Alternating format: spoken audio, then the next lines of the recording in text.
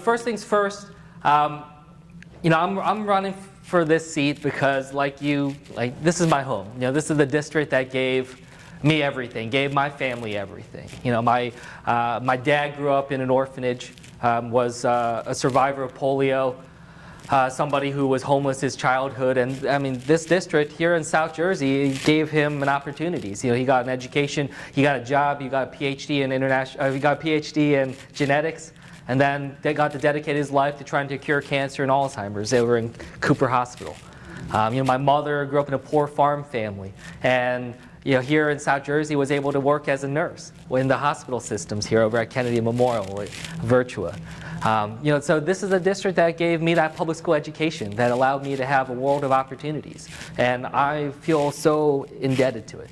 And now that I'm raising my two baby boys here just a few miles from where I grew up, I feel like we've really come into our own. It's this place that I can't think of any other part of the country that means so much to us, that has given us those opportunities.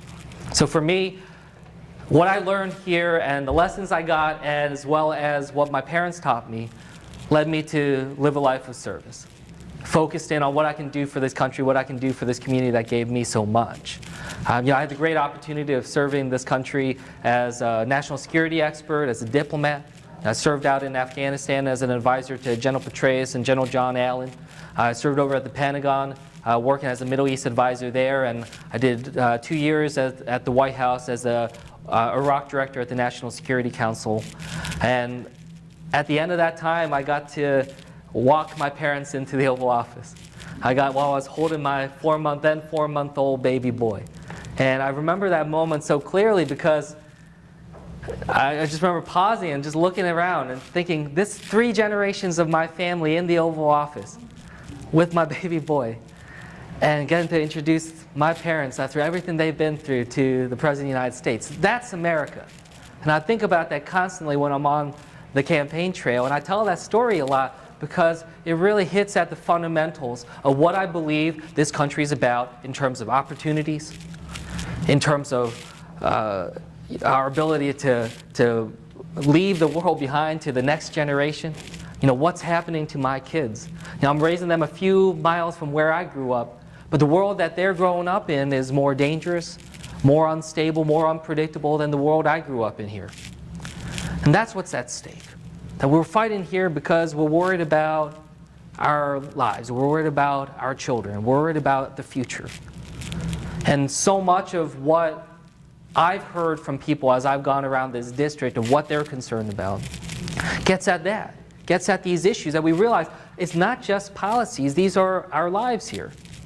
These issues that are being talked about, these issues that are being discussed in that partisan way.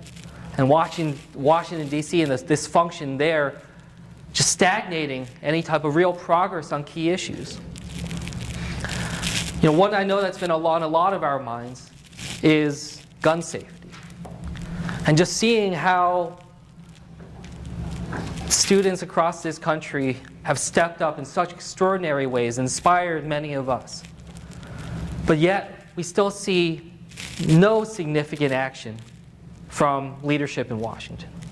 We have in Congress right now leadership there that just is uninterested in taking the steps that we need to be able to move our country forward and what the vast majority of Americans want. So when I think about these issues that we're focusing on, what I hear from people across this district are issues about gun safety, issues about our environment and climate change that we here in this district know full force. When I go out, talk to people out in Ocean County, and they recognize that their lives were affected by climate change. That Superstorm Sandy devastated this district, devastated this state. People are still trying to recover from that. And when we have a district that has the richness of the pinelands as well as the shore, and I hear the Trump administration talking about offshore drilling, those are the types of things that we understand that the livelihood and the economy of this district's at stake here. That these are issues where on health care we see just how dangerous MacArthur has been.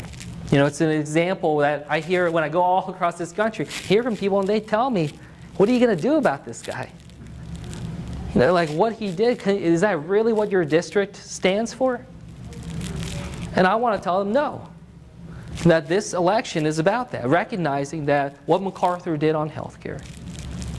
What do I hear from people? They say it doesn't just affect people here in Jersey, it affects people all over this country. What are we going to stand for? You know, this isn't going to be won just off of being anti-MacArthur. You know, this isn't going to be won just hoping that there's going to be a strong enough backlash to the Trump administration. Yeah, I feel committed to making sure that we're working together and having a common vision of what we're going to stand for. What are the issues that we're going to deal with? One thing that I'm really excited about is we're talking about positive issues is on infrastructure. That's something that I've been hearing a lot about people saying all over this district. We recognize, especially here in Jersey, roads, bridges, tunnels are incredibly important to our state. The ways in which we can create thousands of new jobs.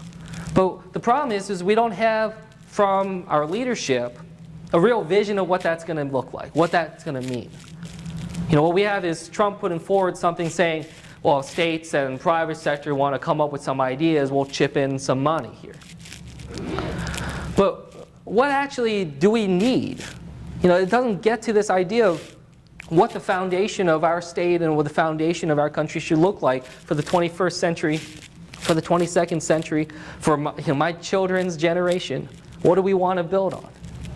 You know, as I go around this district, it reminds me just how extraordinary it is that 7 months before Election Day, we still have packed rooms all over this district, you know, trying to figure out what we can all do together.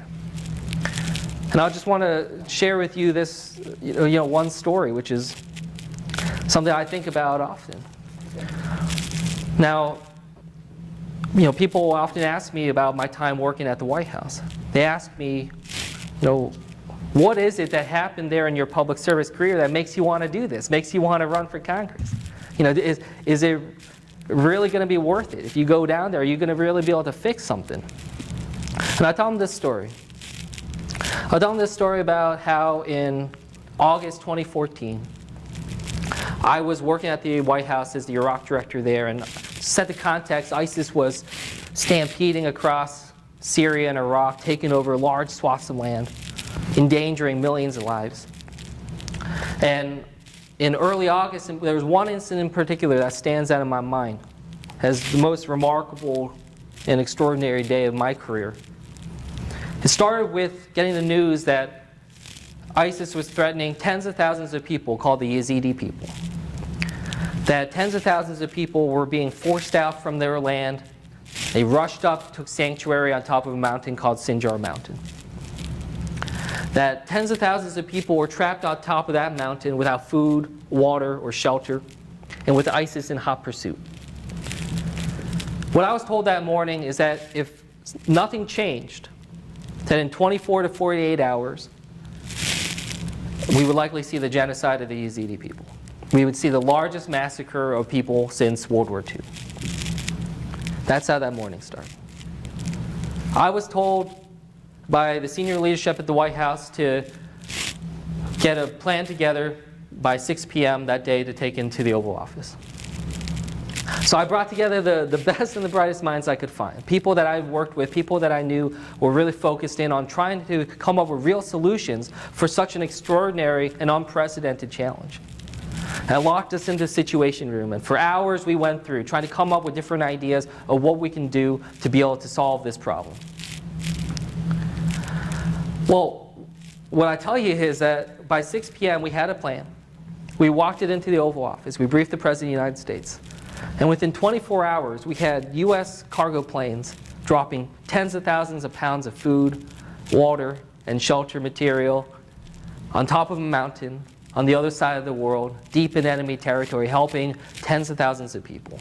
And air protection to be able to protect them as well from ISIS coming up. I tell you that story and I think about it often because on that day I saw a government that can inspire.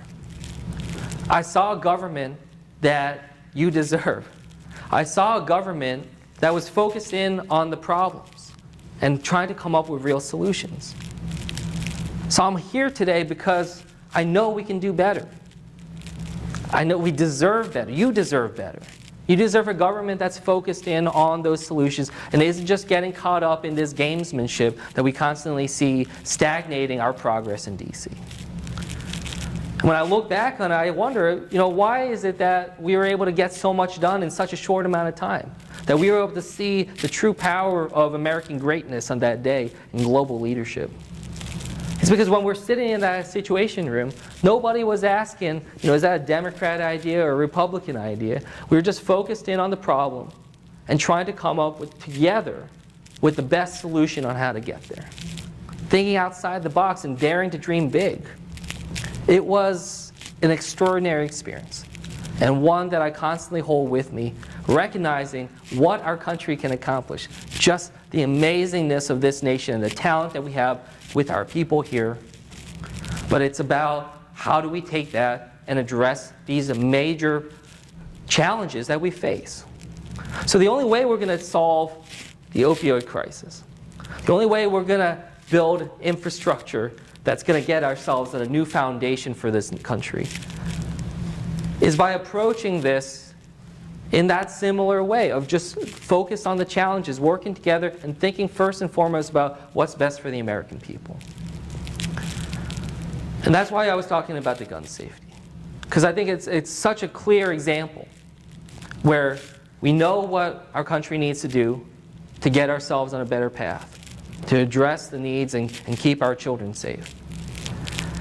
What's stopping it is the political will. What's stopping it is the people that we have in Washington, people like Tom MacArthur. And what I promise you is that we're going to do this together. We're going to build this campaign together. We're going to build this district up together. And that's the only way we're going to do it. That democracy is about that type of engagement, that type of cooperation. And that's what I saw before work, and I know it can work again. And what I hope to be able to do alongside all of you over the next 7 months to November 6th. Thank you. So I appreciate it.